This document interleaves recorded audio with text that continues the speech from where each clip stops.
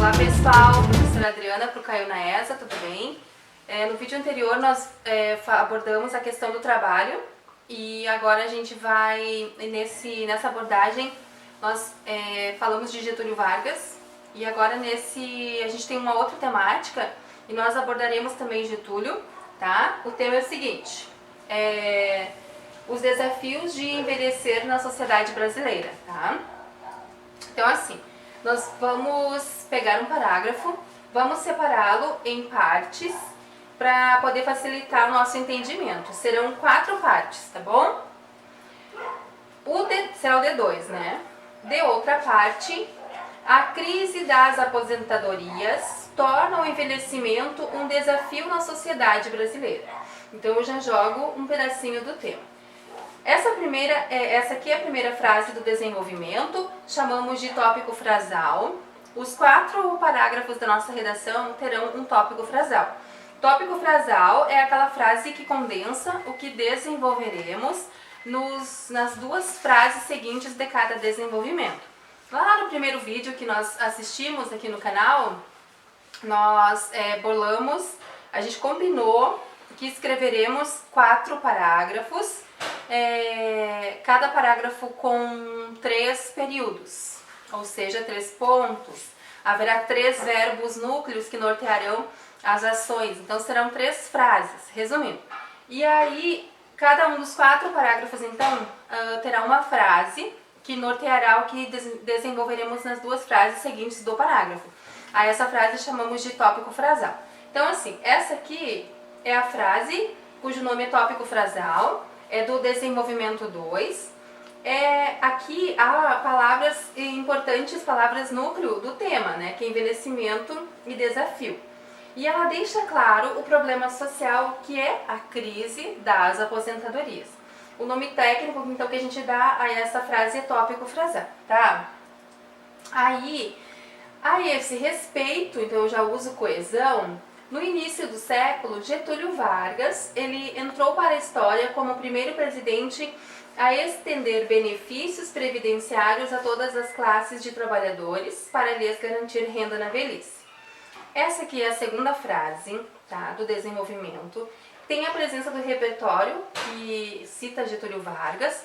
Citar Getúlio Vargas facilita para fundamentar a defesa do nosso argumento, da defesa da nossa tese.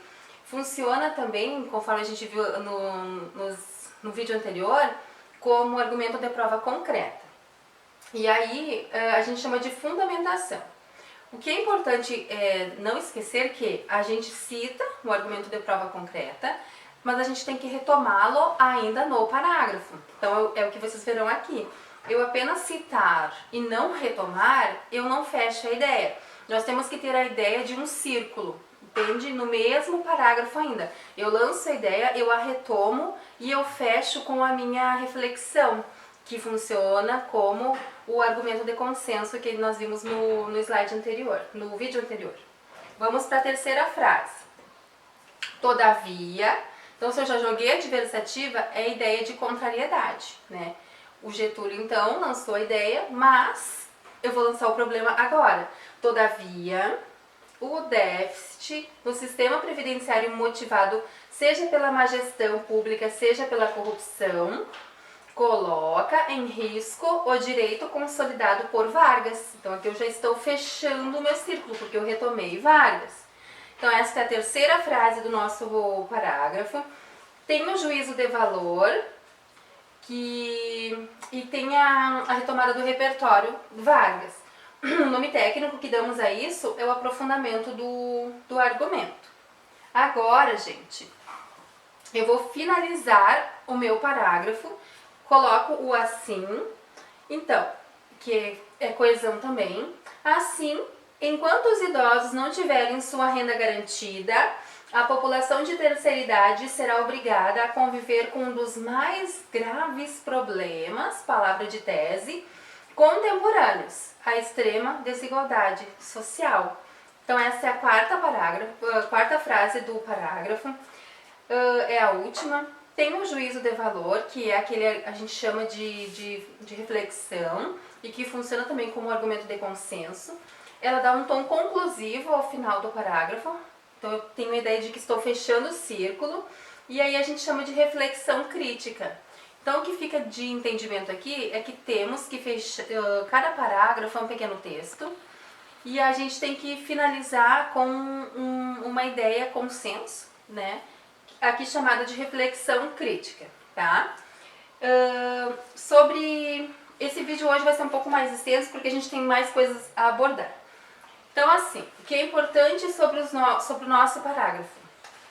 Tem que ter o tópico frasal, haverá inclusive na conclusão, haverá na introdução e nos dois desenvolvimentos, a fundamentação, que é o que a gente utiliza para sustentar os nossos argumentos em defesa da tese, o aprofundamento argumentativo e a reflexão crítica, tá? Isso aqui tudo dentro de cada parágrafo, tá bom?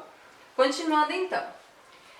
Tem então a apresentação do assunto, o tema, o argumento de prova concreta e o argumento de consenso, que é aquela frase reflexiva do final do parágrafo, tá bom? Gente, outra coisa interessante para nós falarmos nesse vídeo é o uso da citação indireta na introdução, tá bom? A citação ela deve estar amarrada ao tema e não solta na introdução. Como assim, prof? Olha só. Segundo o pensamento de Claude Lévi-Strauss, a interpretação adequada do coletivo ocorre por meio do entendimento das forças que estruturam a sociedade, como os eventos históricos e as relações sociais. Esse panorama auxilia na análise da questão dos desafios para a formação educacional dos surdos no Brasil, que é o tema, coesão, visto que a comunidade historicamente marginaliza as minorias, o que promove a falta de apoio da população e do Estado para com esse coesão deficiente aditivo, dificultando a sua participação plena no corpo social e no cenário educativo. Coesão. Diante dessa perspectiva, cabe avaliar os fatores que favorecem esse quadro, além de o papel das escolas na inserção desse sujeito. Vejam que há vários substitutivos, elementos de coesão, e essa frase aqui final, diante dessa perspectiva, é o que nós vimos lá no nosso primeiro vídeo aqui no canal sobre redação, que fala que lá a gente atribuiu o nome de encaminhamento para a solução. Tá? Vamos entender o que a gente viu aqui. O que está em negrito, gente, é uma citação indireta, né? Sem aspas, porque foram usadas as palavras do aluno para indicar a autoria do autor. O que está de azul sombreado é o fator histórico. É a relação entre a citação com o tema, quer ver? Ó, são eventos históricos, isso historicamente marginaliza as minorias. Então, esse azulzinho aqui é um fator histórico que tem, e aí indica a relação da citação com o tema. O que está de vermelho sombreado é o fator social, é a relação da citação com o tema, tá vendo? Ó, que são as relações sociais. O que está de vermelho é o tema explicitamente indicado, ó, que é os desafios para a formação educacional dos surdos no Brasil, que foi um tema do Enem. O que está de amarelo são os elementos coesivos, que são essenciais à construção adequada do parágrafo de introdução. Inclusive, para nós na ESA, é um parágrafo exclusivo para coesão, e a ausência de coesão, ela prejudica todas as competências julgadas. Então, no primeiro vídeo lá, eu só vou retomar aqui rapidinho, nós combinamos que escreveríamos 12 frases, né? 3 frases em cada parágrafo, então daria 3 vezes 4, 12. Ao início de cada uma dessas frases, colocar um elemento de coesão. Então, no mínimo, a gente chega a 12 elementos de coesão, além dos elementos que vão linkar cada frase dentro do parágrafo. Então, essa questão da coesão, nós temos que, né, tirar a nota integral, tá bom? E a sugestão é que a gente construa uma introdução em 3 períodos, conforme o exposto no exemplo, que é o que nós viemos treinando aqui no canal, tá? Deixa eu só mostrar pra vocês aqui, gente, exemplos de elementos de coesão, ó. A ligação entre os parágrafos. Além disso, da mesma forma, outra preocupação constante, ainda convém lembrar, por outro lado, e as adversativas que vão indicar o problema, tá bom? Nos falamos então em um próximo momento. Tchauzinho! Gente, outra coisa interessante para nós falarmos nesse vídeo é o uso da citação indireta na introdução, tá bom? A citação ela deve estar amarrada ao tema e não solta na introdução. Como assim, prof? Olha só.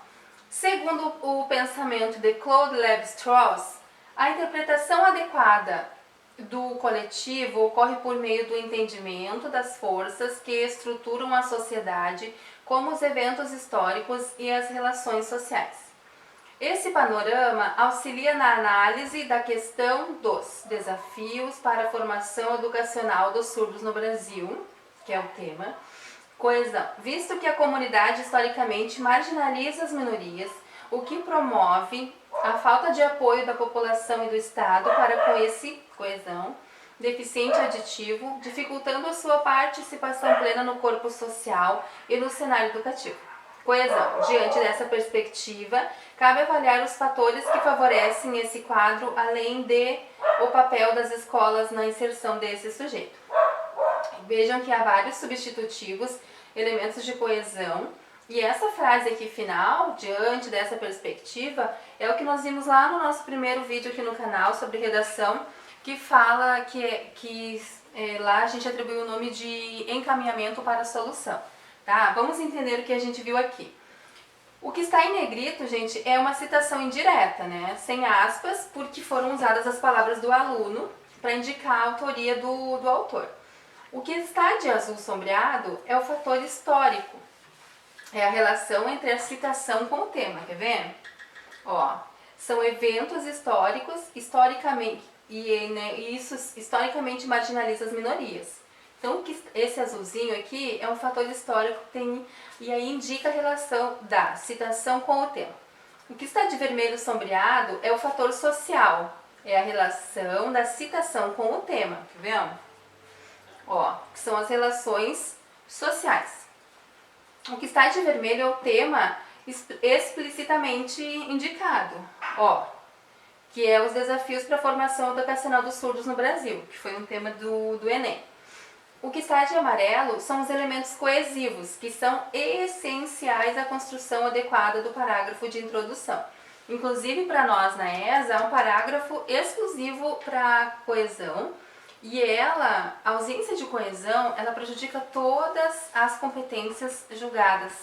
Então, no primeiro vídeo lá, eu só vou retomar aqui rapidinho, nós combinamos que escreveríamos 12 frases, né? 3 frases em cada parágrafo, então daria 3 vezes 4, 12. Ao início de cada uma dessas frases, colocar um elemento de coesão. Então, no mínimo, a gente chega a 12 elementos de coesão, além dos elementos que vão linkar cada frase dentro do parágrafo. Então, essa questão da coesão, nós temos que, né, tirar a nota integral, tá bom? E a sugestão é que a gente construa uma introdução em 3 períodos, conforme o exposto no exemplo, que é o que nós viemos treinando aqui no canal, tá? Deixa eu só mostrar pra vocês aqui, gente, exemplos de elementos de coesão, ó.